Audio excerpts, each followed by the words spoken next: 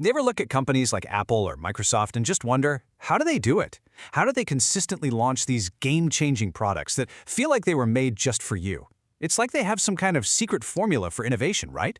Well, guess what? Today, we're pulling back the curtain on that exact formula. It's a framework called design thinking, and it's all about putting people, not products, first. Let's get into it. Seriously? Think about it for a second. That one app on your phone you absolutely can't live without? Or that tool at work that just gets you and makes your job so much easier? That feeling is not an accident. That's not magic. It comes from a really specific way of building things, a method that totally flips the old-school business model on its head. And really, it all boils down to a tale of two very different approaches. On one side, you've got the traditional way. It's linear, it's rigid, it starts with what the company thinks it should build. And on the other side, you've got design thinking. It's a loop, it's flexible, and its North Star is always, always the user. Learning is the whole point. Okay, so before we jump into the solution, we've got to talk about the problem. And the problem is that the way most of us were taught to build things, well, it's often fundamentally broken for the world we live in today. So the first huge pitfall is this inside-out thinking. This is when a team sits in a conference room, dreams up what they think is a brilliant idea, and then builds it without ever talking to a real customer. You know what this leads to, right? That big, splashy feature launch that nobody, and I mean nobody, ever uses. We've all seen it happen. And this isn't some small problem. The impact is massive. Just look at this data. More than half, 52% of all digital projects fail to hit their goals. That's a staggering amount of time, money, and energy just poured down the drain, all because they started with an assumption instead of a real human need. The next big trap, it's solving the wrong problem completely. When you start with a fixed idea, you can spend millions of dollars building a beautiful, elegant, perfect solution to a problem that nobody actually has. It's like a doctor prescribing treatment without even diagnosing the illness. You might be busy, but you're not making anything better. And then there's the rigid plan. You know, the one that's set in stone from day one. In that world, when you're halfway through a project and you realize, uh-oh, we're going in the wrong direction, what happens? It's seen as a catastrophic failure.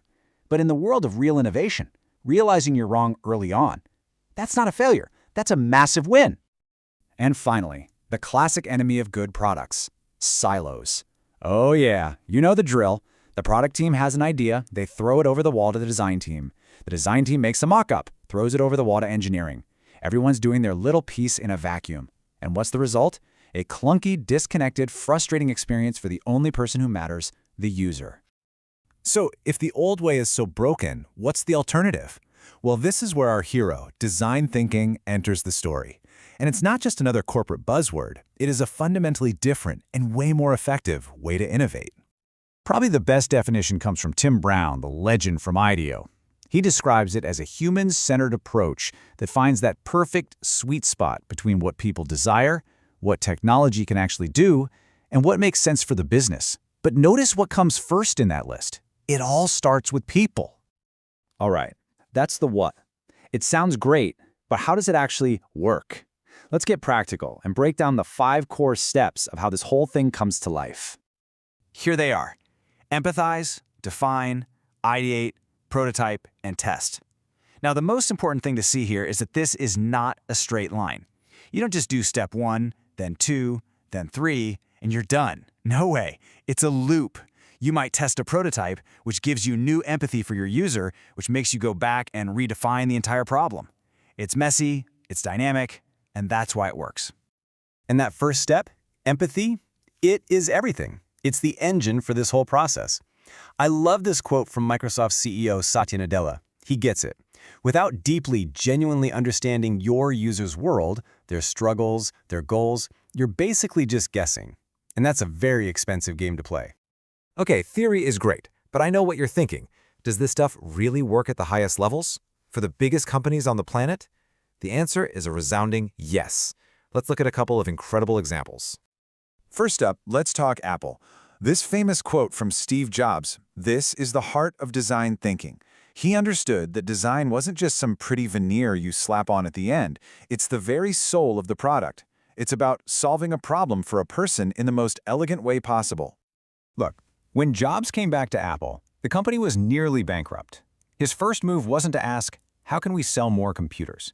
He started by asking what people needed. The goal for the iPod wasn't build an MP3 player. The goal was put 1,000 songs in your pocket. See the difference? He cut out all the confusing products, and his teams prototyped like crazy until using the product felt like magic. That obsession with the user experience didn't just launch a product, it saved the entire company. Now, for a totally different but equally powerful story from Microsoft. The background blur feature we all use in Microsoft Teams, that didn't come from some big corporate strategy meeting. It started with one person, an engineer named Swetha, who is deaf, and she had a very personal problem. She couldn't lip read during video calls because busy backgrounds were too distracting. So what did she do? She built a quick prototype to solve her own problem. And this is where the magic of an empathetic culture comes in.